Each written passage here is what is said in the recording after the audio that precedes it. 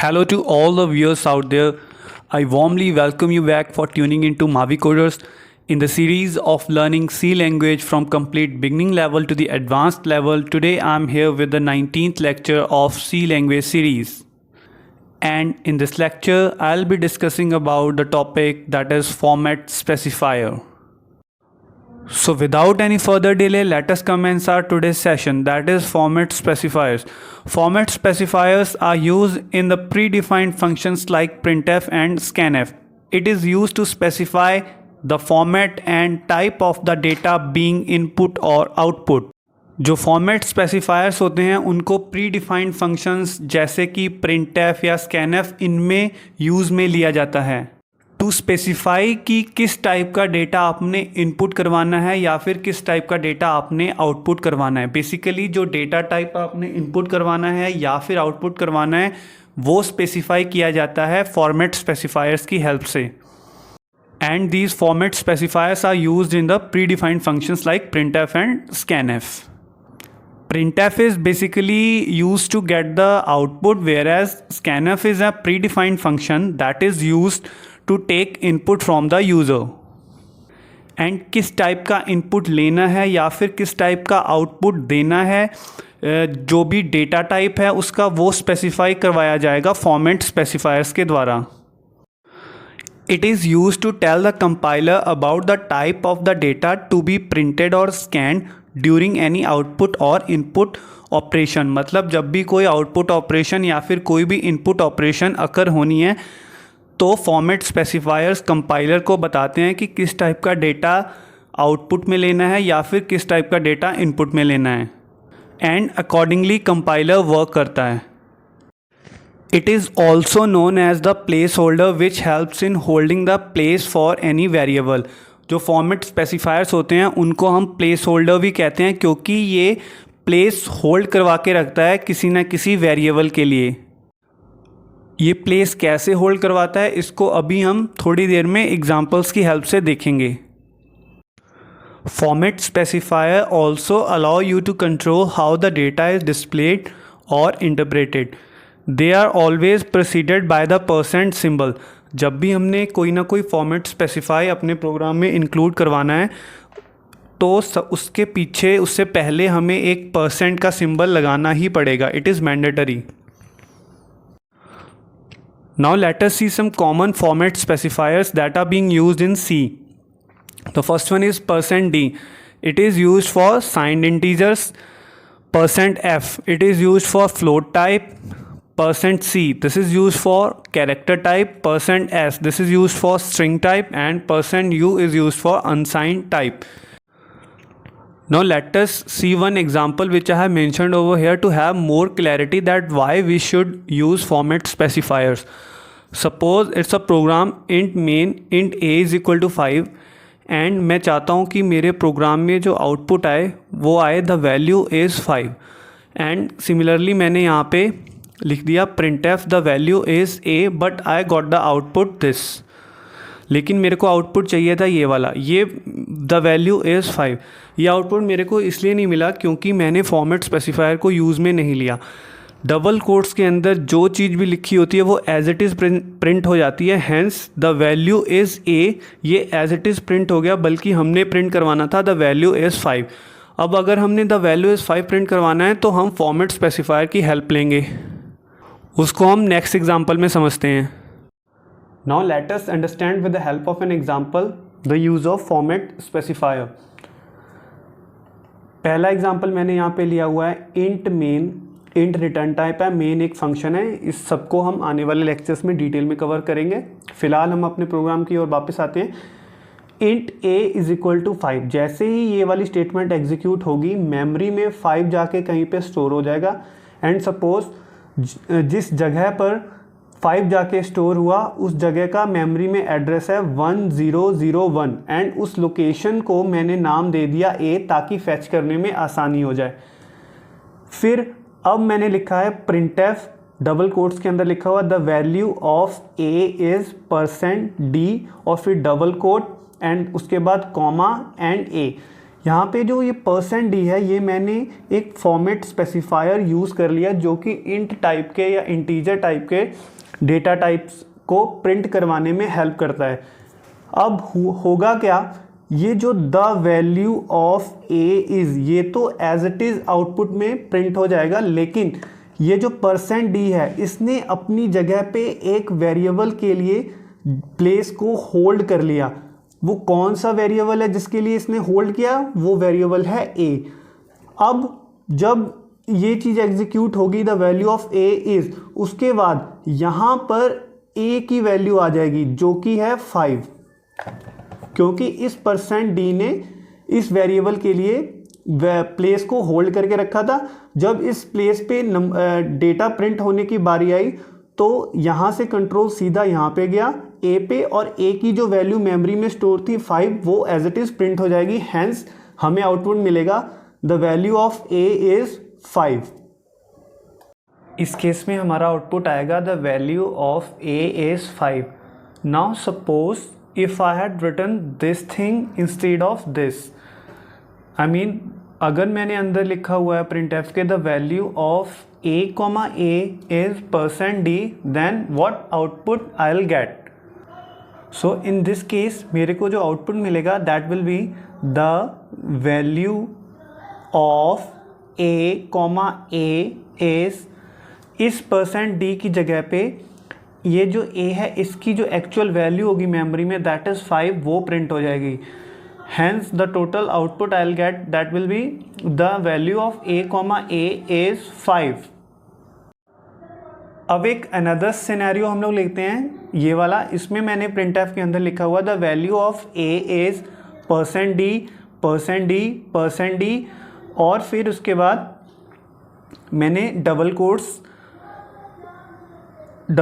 के बाद double quotes लगाए हैं, डबल कोट्स के बाद कॉमा लगाया, फिर a फिर a फिर a। अब इससे क्या हुआ होगा कि ये तीनों %d ने अपनी अपनी जगह पे एक वेरिएबल के लिए प्लेस को होल्ड करवा लिया। अब जब इनकी बारी आएगी एग्जीक्यूट होने की तो ये अपनी अपनी जगह पे एक वेरिएबल की वैल्यू को प्रिंट करवाना चाहेंगे।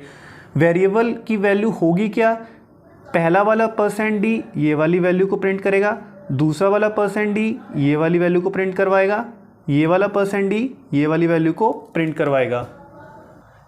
एंड हेंस हमें जो आउटपुट मिलेगा that will be the value of a is 5 5 5, क्योंकि a की जो वैल्यू थी वो 5 थी।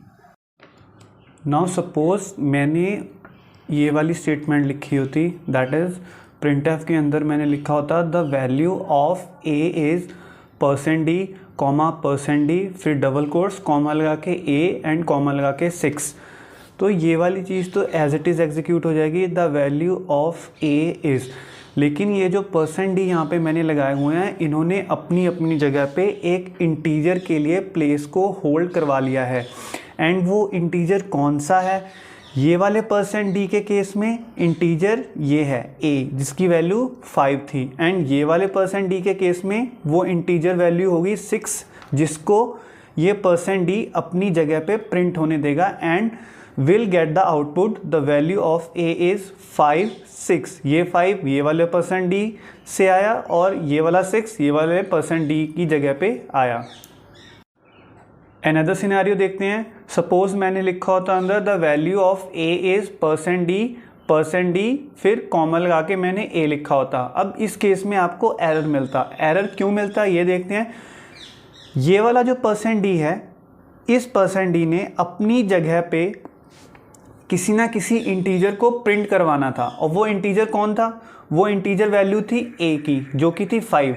लेकिन जो ये वाला %d था इसने भी किसी ना किसी इंटीजर वैल्यू के लिए प्लेस को होल्ड करवा के रखा हुआ था, लेकिन इसको वो इंटीजर वैल्यू मिली ही नहीं। हैंस आपके प्रोग्राम में एरर आएगा। इसको हम एग्जीक्यूट करके देखेंगे यूजिंग VS कोड।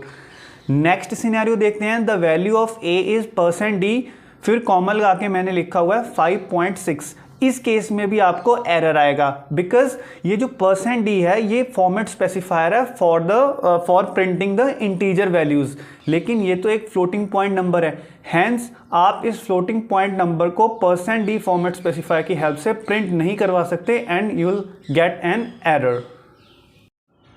अभी तक हमने जितना देखा है उससे हम एक चीज़ कंक्लूड कर सकते हैं कि जो %d है या फिर जो फॉर्मेट स्पेसिफायर्स होते हैं उन्हें हम डबल कोट्स के अंदर printf या फिर scanf फंक्शंस में यूज़ में लेंगे। scanf वाला एग्जांपल अभी मैंने करवाया नहीं है, वो वाला एग्जांपल हम लोग बाद में करेंगे।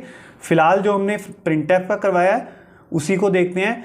इससे कंक्लूजन हमने ये निकाला कि वैसे तो डबल कोट्स के अंदर आप जो कुछ भी लिखोगे वो एज इट इज़ प्रिंट हो जाएगा, लेकिन जैसे ही आपने फॉर्मेट स्पेसिफायर को लिखा तो फॉर्मेट स्पेसिफायर चाहे वो %d है, %s है या %c है या फिर कोई भी फॉर्मेट स्पेसिफायर है, वो एज इट इज़ प्रिंट नहीं होगा, वो अपनी जगह पे किसी और वैल्यू को प्रिंट करवाएगा। वो वैल्यू कौन सी होगी? वो उस फॉर्मेट स्पेसिफायर पे डिपेंड करता है जो आपने यूज में लिया है। अगर तो %d यूज में लिया है फिर उस जगह पे इंटीजर वैल्यू प्रिंट होगी, अगर %f लिया है तो फ्लोटिंग पॉइंट वैल्यू प्रिंट होगी, %c के केस में कैरेक्टर वाली वैल्यू प्रिंट होगी। हैंस हम ये कंक्लूड कर सकते हैं कि फॉर्मेट स्पेसिफायर्स आर दोज जो कि अपनी जगह पर किसी और वैल्यू को प्रिंट करवाने में हेल्प करते हैं, ये खुद प्रिंट नहीं होते। Now let us move on to the next example, that is example number 2, void main. उसके बाद मैंने a और b वेरिएबल्स को डिक्लेयर किया और फिर इनिशियलाइज करवाया, a को 10 वैल्यू से एंड b को 20 वैल्यू से इनिशियलाइज करवाया। यहाँ पे मैंने डिक्लेरेशन अलग से करी है वेरिएबल की और इनिशियलाइजेशन अलग से करी है। आप चाहे तो डिक्लेरेशन और इनिशियलाइजेशन एक ही स्टेटमेंट में भी कर सकते हो। उसके बाद मैंने फंक्शन लिखा हुआ है CLR SCR। इसने क्या किया होगा कि जो भी आपका प्रीवियस आउटपुट होता है कंसोल पे उसको इरेज कर देता है। फिर ये वाली स्टेटमेंट एग्जीक्यूट होने के बाद जब ये वाली स्टेटमेंट एग्जीक्यूट होने की बारी आएगी तो क्या प्रिंट होगा वो देखते हैं। The value of a is, ये डबल कोट्स के अंदर लिखी चीज ये तो एज इट इज प्रिंट हो जाएगी, लेकिन ये वाला जो %d है इसकी जगह पर प्रिंट होगी कोई इंटीजर वैल्यू। अब वो इंटीजर वैल्यू क्या होगी? वो इंटीजर वैल्यू होगी ये a वाली।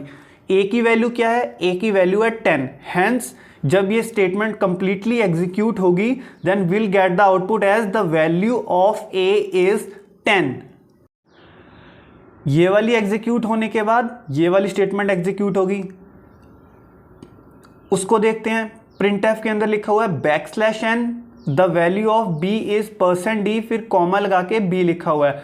सबसे पहले ये n क्या करेगा कि जो कंट्रोल है उसको न्यू लाइन पे लेके आएगा एंड उसके बाद प्रिंट होना स्टार्ट होगा the value of b is %d। अब %d एक फॉर्मेट स्पेसिफायर है जो कि इंटीजर वैल्यू को प्रिंट करवाएगा अपनी जगह पर, या फिर हम कह सकते हैं इस %d ने अपनी जगह को होल्ड कर रखा है किसी न किसी इंटीजर वैल्यू के लिए। वो इंटीजर वैल्यू क्या है? वो इंटीजर वैल्यू ये वाली है b जो कि है 20। हैंस ये वाली स्टेटमेंट के कंप्लीटली एग्जीक्यूट होने के बाद हमें जो आउटपुट मिलेगा that will be the value of b is 20। ये वाली स्टेटमेंट एग्जीक्यूट होने के बाद फिर ये वाली स्टेटमेंट एग्जीक्यूट होगी, दैट इज पहले तो n न्यू लाइन में आ जाएगा कंट्रोल, उसके बाद प्रिंट होगा the value of a and b is, इतनी चीज एज इट इज प्रिंट हो जाएगी। और उसके बाद ये %d जिसने कि अपनी जगह को होल्ड करवा रखा है किसी ना किसी इंटीजर वैल्यू के लिए, अब वो इंटीजर वैल्यू क्या है? That is this a plus b। अब होगा क्या? पहले एक मेमोरी का सिनेरियो देख लेते हैं कि मेमोरी का सिनेरियो क्या था इस एग्जांपल के केस में। इसको समझने के लिए हम थोड़ा प्रोग्राम के एग्जीक्यूशन की स्टार्टिंग में जाते हैं। जब ये वाली स्टेटमेंट्स एग्जीक्यूट हुई होंगी तो मेमोरी में कहीं पे जाके 10 स्टोर हुआ होगा, ऑल्सो कहीं जाके 20 स्टोर हो गया होगा किसी ना किसी लोकेशन पे। एंड सपोज कर लो उस लोकेशन का जहाँ पर 10 स्टोर हुआ है उस लोकेशन का एड्रेस है 1001 एंड जिस लोकेशन का एड्रेस है जिस लोकेशन पे 20 जाके स्टोर हुआ था उस लोकेशन का एड्रेस है 1000 एंड ये वाली जो लोकेशन है इसको हमने नाम दे दिया था A, एंड ये वाली जो लोकेशन है इसको हमने नाम दे दिया था B। ये तो हो गया मेमोरी का सिनेरियो। अब वापस से हम यहीं पे आते हैं, तो ये वाले %d को चाहिए एक इंटीजर वैल्यू। अब वो इंटीजर वैल्यू क्या है? That integer value is a plus b, जो कि है a की वैल्यू 10 है और b की वैल्यू है 20। हैंस ये जो ऑपरेटर है, प्लस ऑपरेटर है, ये इस दोनों ऑपरेंड्स पे 10 और 20 पे काम करेगा एंड इन दोनों को ऐड करेगा। दोनों को ऐड करके इसका रिजल्ट आएगा 30 एंड हैंस ये जो 30 है ये इस %d की जगह पे प्रिंट हो जाएगा। एंड फाइनली जो कंप्लीट हमें आउटपुट मिलेगा ये वाले प्रोग्राम से, that will be the value of a is 10, फिर नेक्स्ट लाइन में प्रिंट होगा the value of b is 20 and next line में प्रिंट होगा the value of a and b is 30। Now let us see the next example, that is int main. ये int return type है, main function है। इसके बाद हम main function के block के अंदर आएंगे, तो ये पहली वाली स्टेटमेंट एग्जीक्यूट होगी, that is int a is equal to 10। ये वाली स्टेटमेंट एग्जीक्यूट होते ही मेमोरी में क्या होगा कि एक 10 वैल्यू जाके स्टोर हो जाएगी किसी लोकेशन पे एंड उस लोकेशन का एड्रेस मान लो 1001 है एंड उस लोकेशन को हमने नाम दे दिया A। फिर ये वाली स्टेटमेंट जब एग्जीक्यूट होगी तो 20 वैल्यू जाके मेमोरी में कहीं पे जाके स्टोर हो जाएगी एंड सपोज कर लो उसका एड्रेस है 1000 एंड उस लोकेशन को हमने नाम दे दिया B। नाउ अब जब int c is equal to a into b ये वाली जो स्टेटमेंट एग्जीक्यूट होगी तो क्या होगा? जब ये वाली स्टेटमेंट एग्जीक्यूट होगी तो क्या होगा?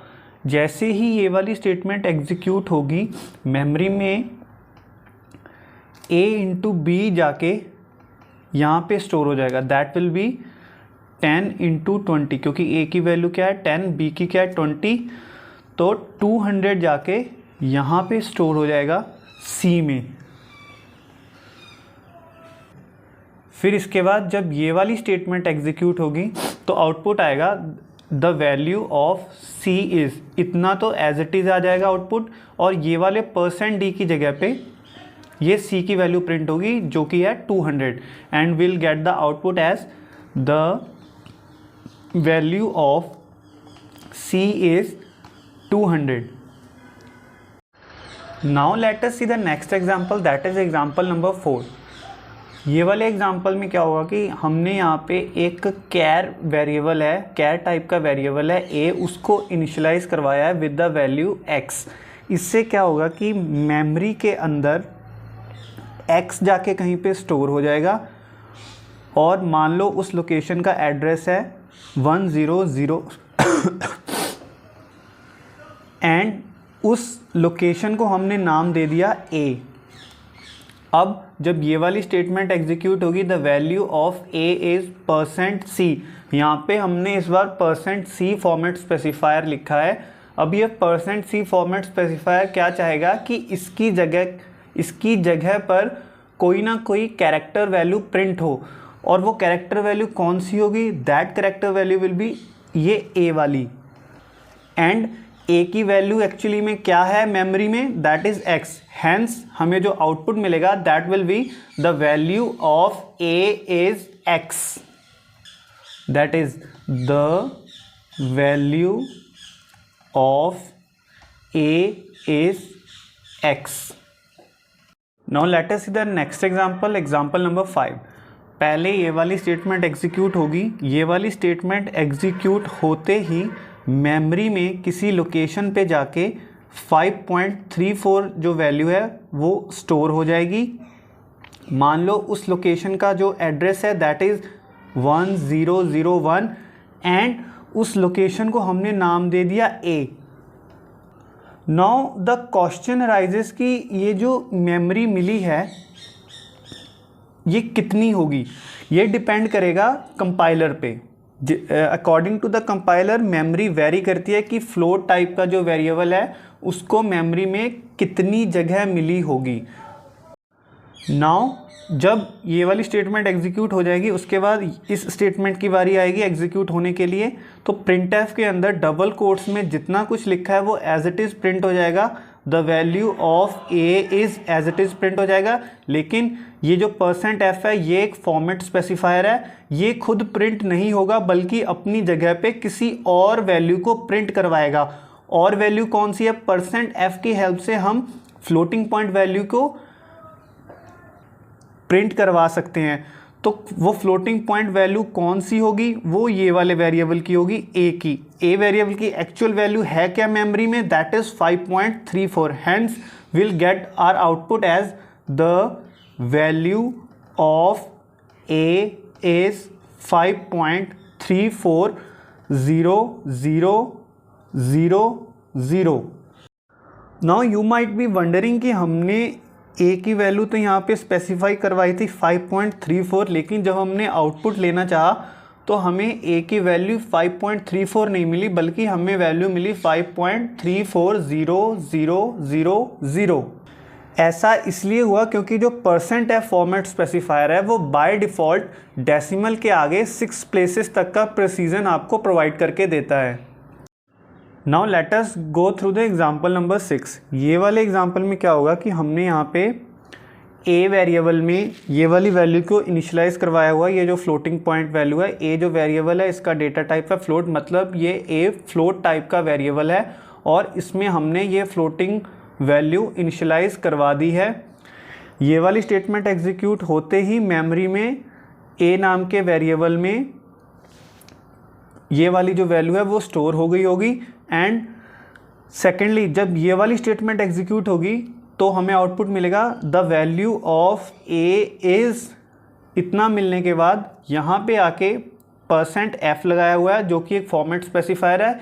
ये खुद प्रिंट नहीं होगा बल्कि अपनी जगह पे किसी और फ्लोटिंग वैल्यू को प्रिंट करवाएगा। और वो फ्लोटिंग वैल्यू है क्या? That floating value is this, A की। और ए में एक्चुअली में स्टोर क्या था? स्टोर ये था, लेकिन हमें आउटपुट में मिलेगा the value of a is 7.453265, बल्कि हमने स्टोर ये करवाया था।